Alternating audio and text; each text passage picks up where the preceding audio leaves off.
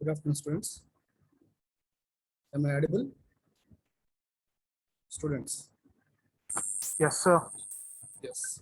So now I will take only the theory class, the fourth module, last topic. Okay. Since only 1 hour is there for one more hour is for examination. The exam will conduct in offline. No?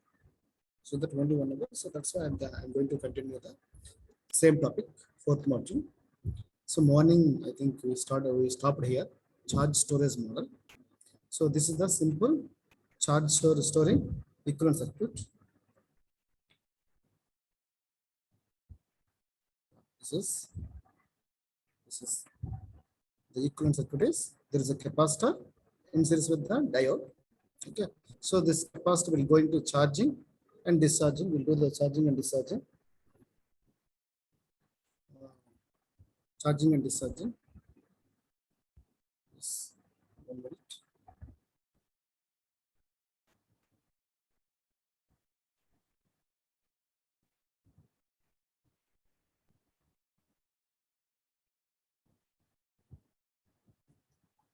Yeah. So come to the point.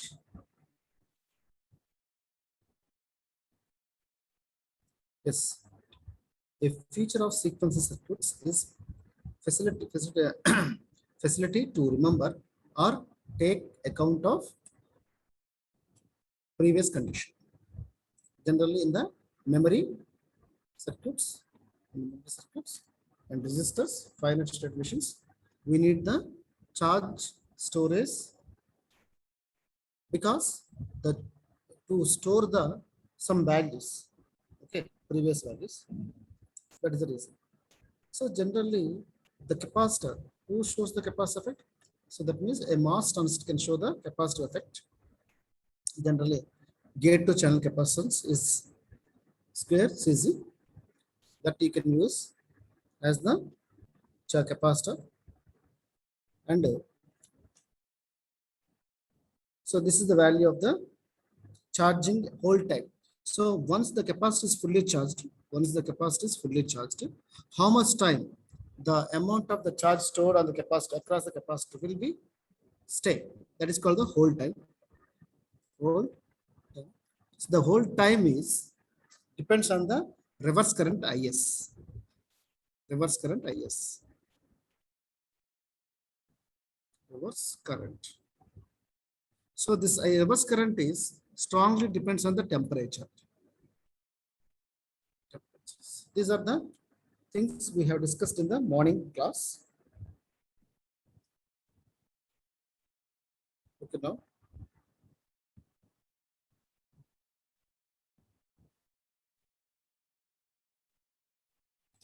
Yes. Now the next topic is dynamic shift resistor limits. You know the shift resistor role is to shift the data either left or right. Here the topic is dynamic shift resistors. The shift resistor, whatever we studied so far in the digital electronics class or digital logic design class, that is static shift resistors.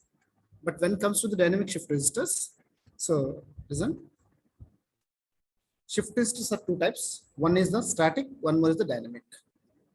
So generally, we know the static shift resistors, they are made with the flip-flops, but this dynamic shift resistors are constructed with the what is that one? Inverter. Okay. So, but the problem of dynamic shift resistors is what? It requires refreshment. So here is my circuit. This is the one bit. This is 1 bit.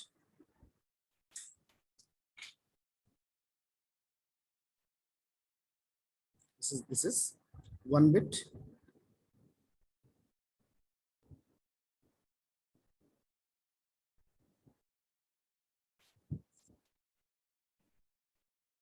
Storage element. So this is with NMOS, this is with CMOS. CMOS and NMOS. If you take this one, this is the pass transistor, which is represented in the stick diagram format. This is the pass transistor stick diagram, and this is the inverter, NMOS inverter. Okay, so now, so this is the same thing, but with the CMOS technology. Here is there is two pass transistors and one CMOS inverter. See, if we go with the, this is the two, here is two transistors, here is one transistor. Total 1 plus 2 is equal to 3 transistors here. Here is two pass transistors plus inverter again 2 transistors, then 4 transistors in the CMOS.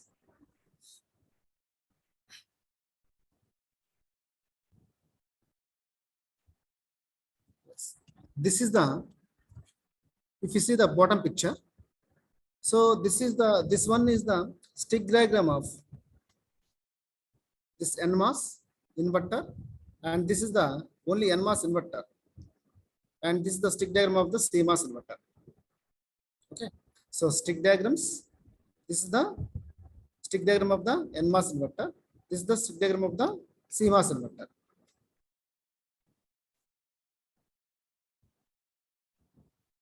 See, the basic dynamic resistor, shift resistor, is shown in the figure with the mixed stick and circuit rotation, and it consists of 3 transistors for the NMOS dynamic shift resistor, 1-bit shift resistor, and 4 transistors for the CMOS dynamic shift resistor, 1-bit, of course, to store the 1 bit of information in the complemented form. Complemented form means what? Inverter output is always in the complement form. Okay, if 0 is input, output is 1. So whatever the information is you are trying to store, that will be stored in the complementation form, not in the as it is original form. Yes. See, already we have a 2-phase system, phi 1, phi 2, 2-phase clocking system. Already we studied. So the 2-phase clocking system is applied to this dynamic shift resistor. Then we'll see how it is.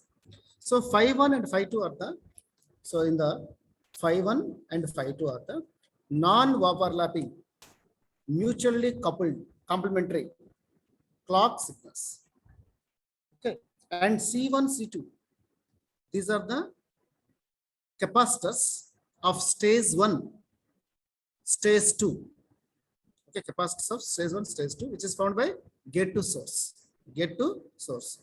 Further, these capacitors are considered to be depleted of charge in their initial state. Initially, the capacitors are uncharged. See, this is the dynamic shift resistor circuit diagram. See, take this one. This is one stage for 1 bit. This is another stage for 1 more bit. If you take this stage, see, already in the last slide, this is the dynamic 1-bit dynamic shift resistor that I am going to represent here. So like this, I'm showing here 2 1-bit. Yeah, this is circuit. This is the circuit which represents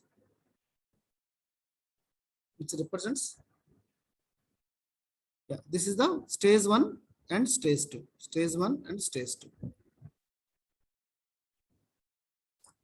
Stage 1 and stage 2. Okay. See, this is the one pass transistor. This is the pass transistor, and this is the inverter. Similarly, here is this is the pass transistor, and this is the inverter. Okay. So now, what I'm saying from the picture, in the picture, phi 1 is applied to the gate G1 of pass transistor, phi 2 is applied to the gate G2 of the pass transistor.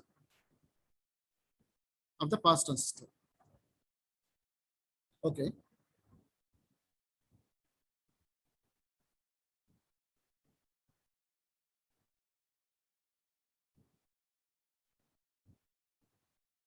Yeah. C1 and C2 transistors. C1 and C2 transistors. This is the C1. This is C2 transistor. These two are the gate to source capacitances. Gate to source capacitors. Okay. So, and consider depletion. That means these two capacitors doesn't have any initial charge. So that the voltage or the charge initially at these two capacitors zero. Zero. Okay, first case, listen, check this one. Consider the V in is equal to 0 and phi 1 is equal to VDD. So this is the VDD and this is 0.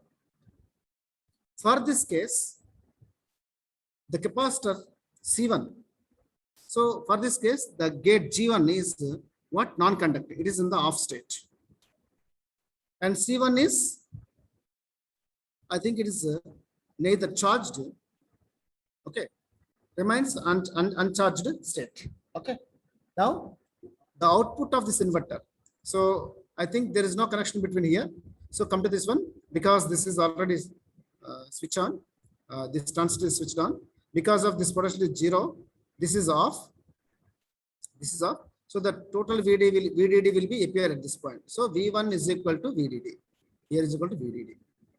For the 0 input, the input for this G2 is equal to VDD. And phi 2 is equal to, again, suppose if you say VDD, then this is the VDD, this is on, this pass transistor will be on, and C2 will be charging. So C2 will be charging.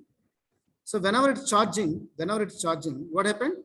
So this transistor going to be charge is conducting, so that output goes to 0. So I'm going to store 0 value at the input. For the first stage, output is 1, and the second stage output is 0. So that means, so with the two stages, I can store the 0 value. I can 0 value in the. This is the dynamic shift resistor working. See, here is there. Consider V in is equal to 0. Okay. Phi 1 is VDD. For this case, the gate G1 is open. Okay. So since gate G1 is open, in the first transistor N1 is off and D1 is on. Therefore, V1 becomes VDD. This is VDD. Next, for this phi 1 is to be maintained in its. For this phi 1 is to be maintained in its high state for enough time, as the charging of capacitor is gradual process. So this is the V1 value. This is the timing diagram. This is the V1 value. It is a 0. At that time, phi 1 is VDD. I told you VDD. This is the VDD. Phi 1 value is, this is the signal. So here is again low and becomes VDD. Again low. This is the one phase of clock. So phi 2 is completely complementary to each other. So that the phi 2 is like this. Whenever it is high, this is low. Whenever low, high, like this. This is the phi 2 timing diagram. This is the input. This is the input. And these are the clocks, 2 clocks. So whenever input is low, phi 1 is high. What happened? The output of the first stage is high. So see here, up to here, input is low. And phi 1 is high. So that in this period, what happened? V1 is high. But when the phi 1 is low, here, phi 1 is low, up to here.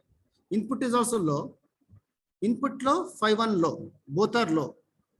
So means still the pass transistor is open. At that time, since phi2 is high, the input value is retimed. That means charging and up to here charging and keeping the same value, maintaining the same value. Then here again phi1 is high. At the same time input is high. So it must be output of the first stage is complemented to this one. Okay. So since phi1 is high in this duration, V out is high also high. V1 is high means V out is high. So this is the timing diagram of the shift resistor, dynamic shift resistor. For this phi1 is to be maintained in its high state for enough time. Okay, so the charging of the capacitor is gradual process because charging cannot be taken immediately. It takes some time. That's why it should be maintained. Phi1 should be maintained high for a period of time, enough time. Now, if phi2 goes high, here is phi2 goes high, then the G2 closes, due to which the capacitor C2 starts charging through its gradually voltage level, VDD. The input is contained in the same high until it gets the full charging. Once it's fully charging, it goes to low. Further, it is to be noted that as the voltage across the capacitor C2 increases, the output voltage at the stage 2 decreases due to the inverting action. This is in turn causes the output voltage V out goes low. Your applied potential is 0 volts and the stored value also 0 volts. Okay. This means it can be said that the state of V in, what is the state of V in? 0. Initially applied the 0 is shifted to the V out node. So this is called the shifting of the bits. If you go back and see this one again. So in the first one, in the first stage, there are two stages are there. In the first stage, if the V input is 0, this is the VDD. What happened? So this is the capacitor is initially uncharged. So this is off. Since it's uncharged initially, this N1 is off. So that V1 is VDD. Then this is VDD. Suppose if phi2 is also VDD, then this is on. At this moment of the time, this capacitor initially 0, so that it is going to be charging like this. Whenever it's charging, the potential earlier, if the capacitor charge is 0, then N2 is off, D2 is on, so that the output is VDD. Now, because of this charging process is going on towards the V1, so the voltage at this node is going to be increasing, which makes the turn on of N2 with some time. So finally, whenever it is fully turned on, so I think you will get the output to V out is equal to 0. So means I inserted the data in as the 0 value. I'm going to pushing the data out at V out as 0. Whatever the data I'm storing, the same value I'm going to taken out. So this is the dynamic shift resistor. In the dynamic shift resistor, the basic elements are nothing but one pass transistor as well as one inverter circuit. Suppose if this is the V in is 1, this is the VDD. Okay, then this capacitor is going to be charging. It's going to be charging like this. So earlier the output V1 is equal to VDD, but because of this capacitor C1 is going to be charging, the potential at the gate of the N1 is going to rise. Once it is fully, it is enough to make this transistor is on, then in this inverter, the two transistors will be on, then V1 fall down to 0 volts. Whenever V1 is 0 and V, that means phi2 is equal to, so VDD, what happened? Again, this is because of VDD is applied, this is going to be acting as a closed switch. Because of this is 0, this capacitor value already what happened earlier, this is the off and this is on. This is both are on. So now the capacitor is going to be discharging to the gate, pass transistors. Then what happened? The potential at the gate of the N2 is going to be decreasing, which makes the transistor N2, make it off. Whenever it is off, then so what happened? The output V out is equal simply VDD value. So means I first here in this case, so at the input V in, I applied the gate, applied the logic 1. So finally at the output V out, I got the logic 1. This is the storing of 1 and shifting the 1 process. Here are two cases are there. One is the so V in is 0 case and V in is 1 case. Okay, both can be, you can use it like this. So anyhow, dynamic shift resistors are equivalent to the static shift resistors, what you studied using the flip-flops in the DLD, the same thing, but only the difference is the construction, where the flip-flops are the basic elements, and in the dynamic shift resistors, the basic element is the inverter and a pass transistor. Here I took the two-stage dynamic shift resistor or 2-bit dynamic shift resistor. So I think first stage you can say this is a memory element, and whenever you are including the second stage also, then it becomes the what shift resistor. So you can store one value, you can write the same value by using of the two stages. Here see the dynamic shift resistors are made with the mixed stick and circuit configuration. Stick is for the pass transistor, and similarly inverter is nothing but NMOS inverter or CMOS inverter will take. So that is, and so anyhow this is, once we are going for the operation, how it is acting like a shift resistor, if you want to know, then first case take as the V input is 0 and phi 1 is VDD and phi 2 also VDD. In this case, let us assume that the capacitors C1 and C2, which are made with the gate to source capacitance, which are initially uncharged. So whenever they are initially uncharged, whenever input is 0 and phi 1 is VDD, then the pass transistor will be on, but input is 0, so that the capacitor C1 is remains uncharged because of there is no supply to get the charging. So at the time, because this is connected to the G1 output is connected to the gate of the N1 is also off. Whenever is N1 off in this inverter, first stage inverter, then VDD will be appear as the voltage of the V1. So then, since for gate to pass transistor, V1 is the VDD and phi 2 also VDD if you apply, then the capacitor C2 is initially uncharged. That's why the capacitor is going to be charging. So whenever the capacitor is going to be charging, the potential of the gain of the gate of the N2 is going to be rising, which makes the N2 turns on. So by that way, you will get the V out as the 0. So input you applied the 0, and again at the output you got the 0. This is the loading of 0 and retraining of the or receiving the 0 or shifting the 0 value.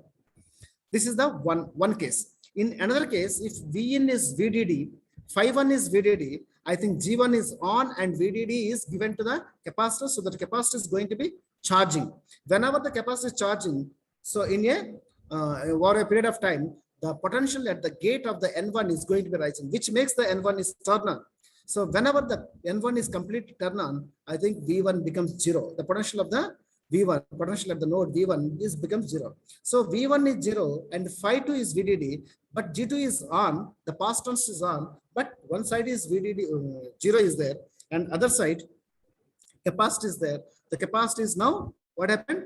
Initially, since the inverter is on, N2 is also on. So what happened? And now the voltage across the capacitor is going to be discharging towards the V1 through the phi 2. So which makes the N2 is off. The N2 is off. Thereby again you will get the V out is 1 VDD. So that's why I'm going to concluding that. So V in 1 I am storing into the first stage. Then with the next clock I can push it to the next output.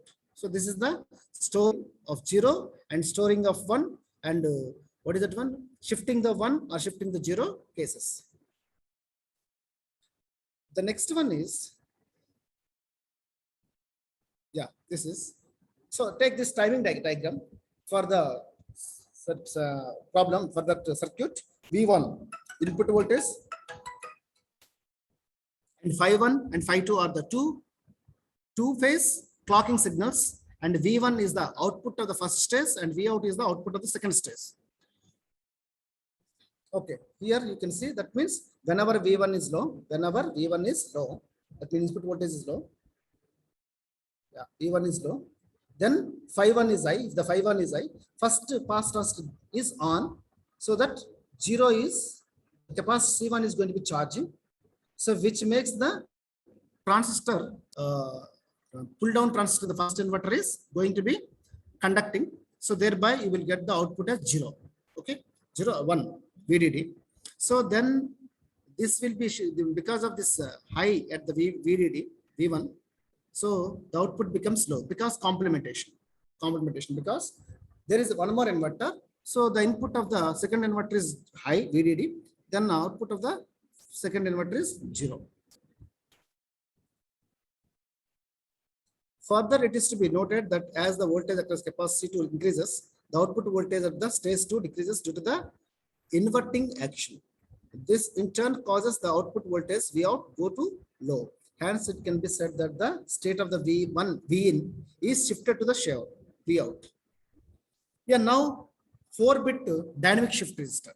4-bit, 1-bit dynamic shift register. This is 1 bit. The earlier one is 1-bit shift register. This is the 1-bit shift register. This is circuit diagram, the symbolic diagram. Now 4-bit. 4-bit means 4 stages are required. So take that. This is the first. This picture is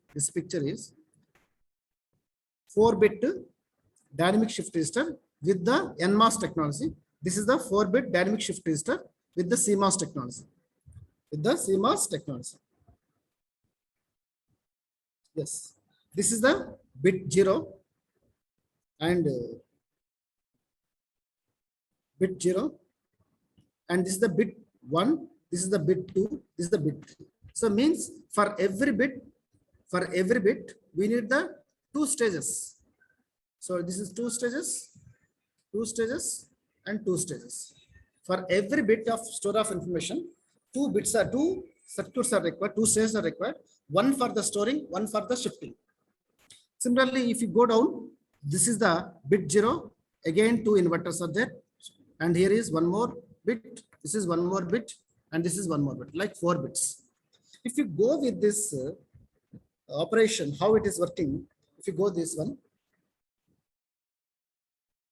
yeah, here is a, so this is the phi 1 into LD, this is the phi 1, and this is the phi 2. Phi 1 into LD, so this is the phi 1, this is the phi 2, and you can load, LD means load, you can load from this, then it can be shifted like towards the right side. See, here is a 4-bit serial shift, a 4-bit serial right shift to NMOS circuit is shown in the figure.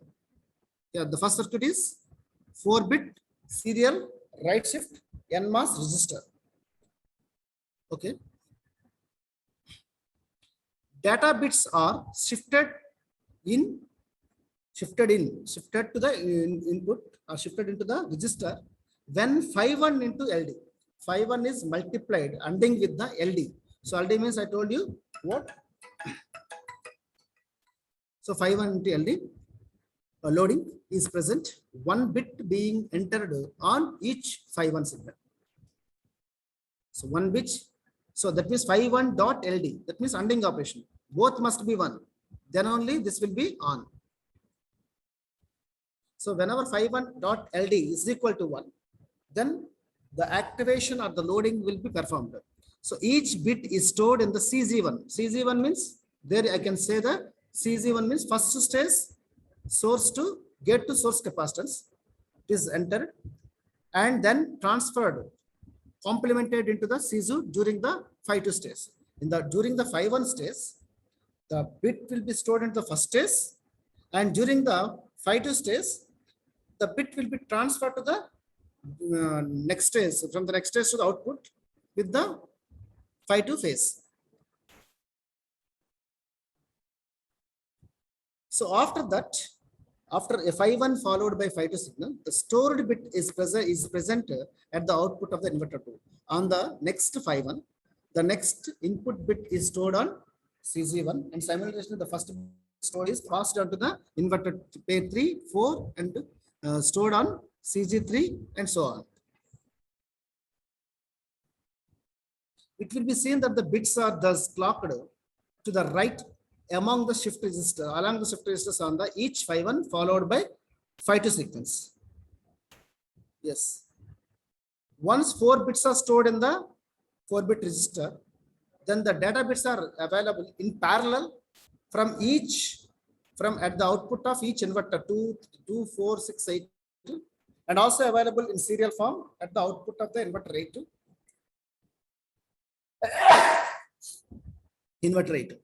RD is high as 5-1. 5-1 into RD is high as the further clock signals are received. So the operational CMOS inversion is similar. The transmission gates replacing interstage pass transistors and CN1 replace the CZ1 as the storage capacitors. Many variations of these basic arrangements are possible, but in general, they are all based on the basic cell consisting of an inverter and a pass transistor or transmission gate. You can take at the input side, you can take as either pass transistor or the transmission gate, no problem.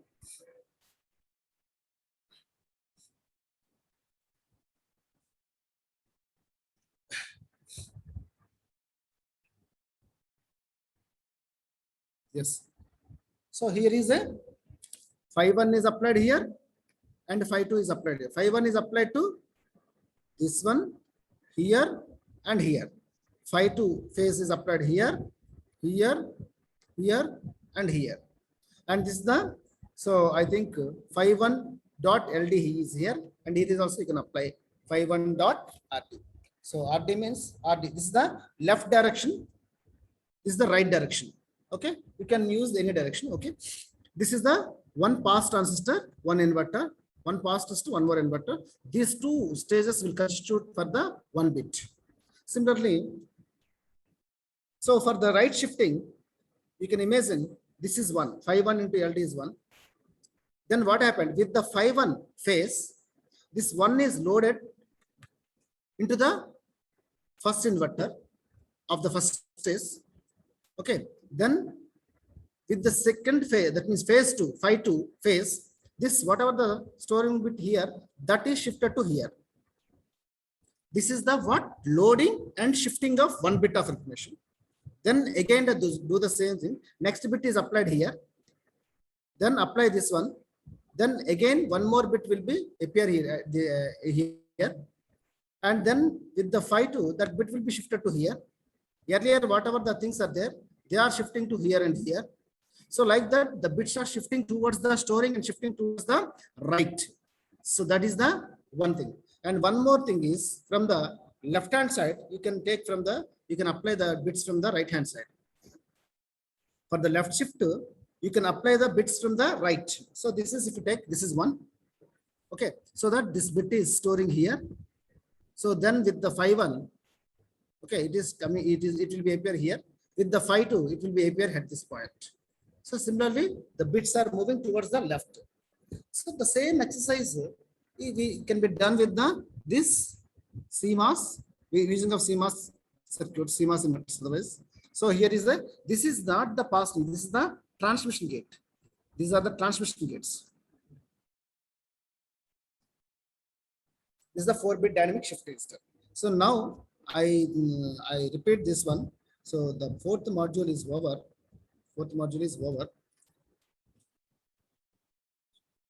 Here only the thing is ALU design. So in the ALU, what are the subsystems? The major subsystem is ALU. ALU is the part of the subsystem is the of the microcomputer or computer. Okay. So the ALU can do many arithmetic and logical roles it can do. So this is the 4-bit ALU because ALU is the basic element of the ALU CPU. So I am going to design the 4-bit ALU. This is the 4-bit ALU having 4 1-bit ALUs. Okay. So then this is the 1-bit ALU. So it has many blocks like muxes, adders, and logic elements. So now the operation of here, the operation of this circuit can be controlled by the 2 select lines M0 and M1. So based on the select lines, selector lines, the operation, what type of operation can be performed between the A naught and B naught is going to be appear at the F naught. So 0, 0, 0, 1, 1, 0, 1, 1 means, so 0, 0 means addition will perform, and 0, 1 means AND operation will perform. So 1, 0 means NOR operation will perform, 1, 1 means XOR operation will perform. Anyhow, in the 4-bit ALU, the basic element is 1-bit full adder. 1-bit full adder. This is the 1-bit full adder, and this is the circuit logical diagram. This is the block diagram approach. 1-bit full adder means you can have a 3 inputs. That means 2 inputs along with the 1 carry input. So then you can get the 2 outputs, 1 sum and 1 more carry. So based on the this 1-bit full adder, it can be act as the logical functions also. It can do many logical functions, logic operations.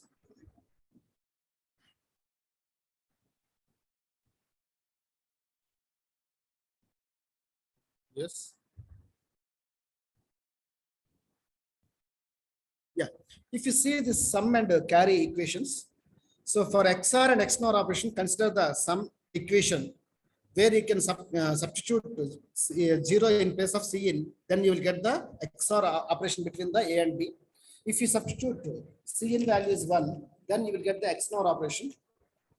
So then to implement the AND and OR logical functions, so from the sum and carry outputs, then this time forget about the sum equation and consider only Cout equation. So then substitute Cin is 0, then you will get the AND operation between the A and B.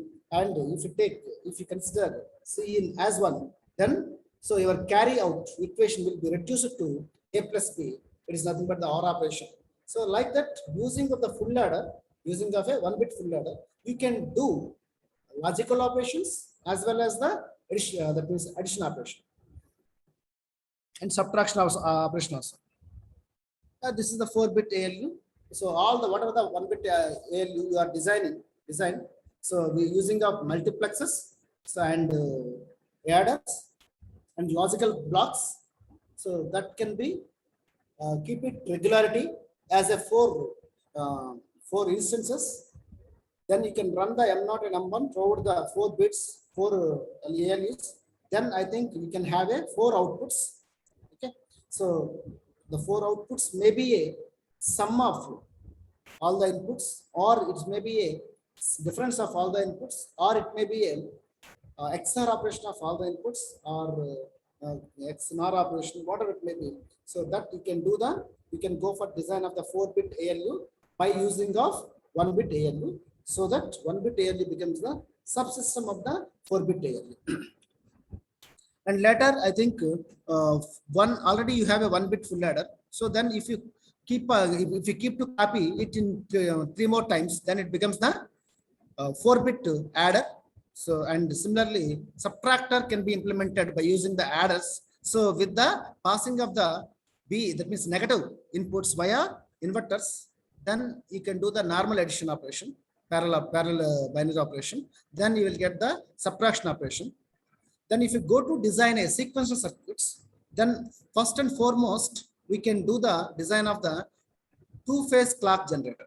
So because the 2-phase clock generators are very essential for the sequential logics, because if you use the single phase, the data may be low, there may be a racing problem will existing. So that to avoid a racing problem or any glitches on the data path, then you can avoid them by using the designing the 2-phase clock circuits. So the 2-phase clock circuit can be 2-phase clocks. Phase 1 and phase 2 can be generated by using the DB clocks or by using the 4-bit dynamic shift register. When you go to the clock 2-phase clocking, so I think here is I can show you that this is the using of DB clocks. I can generate the 2 phases. So and the second way of generation of the 2 phases is this is the another circuit. So here it will be, that means phase 1 is the clock and delayed version of clock are ANDed, and phase 2 is the ORing of clock and delayed clock. And this is the like that. So if you take the circuit, so 2 phases are generated with the clock. So that if you see observe the 2 phases, the 2 phase signals are not overlap each other.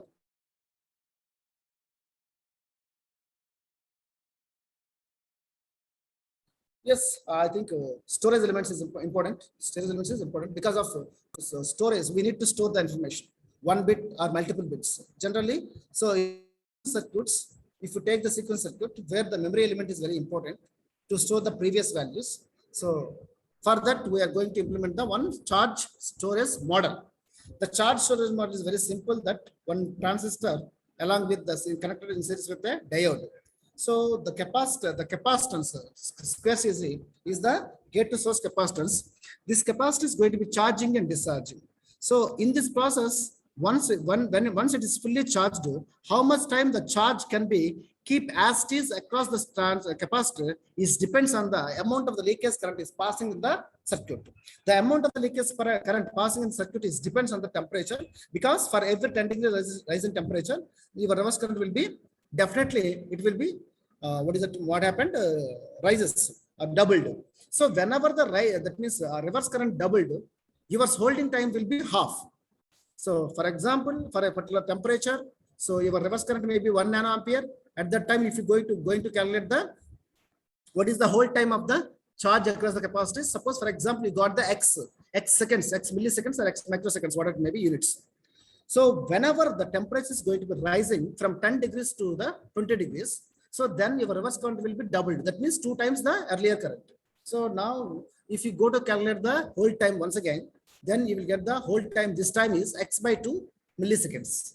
So means, so whenever the reverse current is increasing, definitely the whole time is decreasing. This is the one of the charge storage element. How can you design or how can you implement this element? So here is there the charge storage elements are very essential in the memories and FSMs. So here is a one dynamic shift register element. So dynamic shift register is nothing but storing and shifting. Shift registers are two types. One is the static, one was dynamic. Static is always made with flip-flops and dynamic is with the what inverter circuit.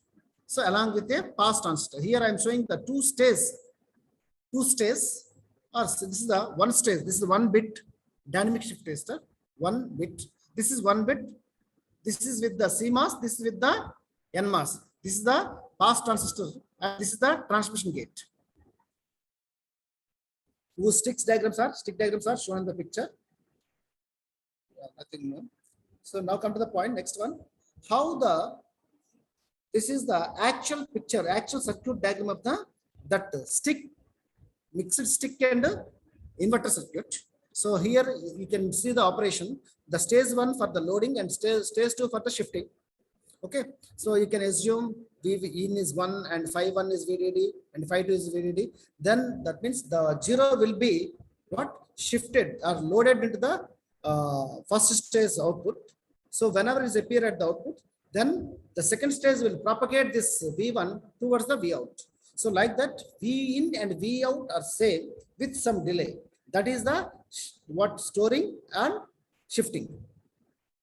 So likewise, you can have suppose if you take the 4-bit shift register, that means 4 bits you need to shift right or left.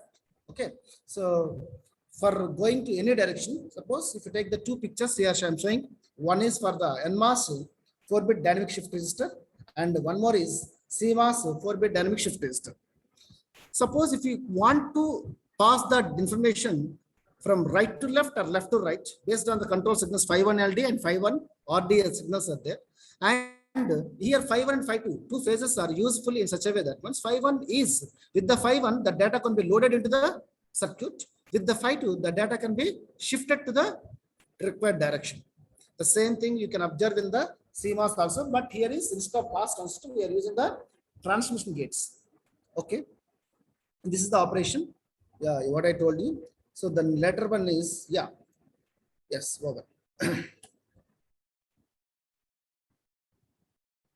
Yeah, this is the end of this topic. Any doubts, please? Students, any doubts? Hello?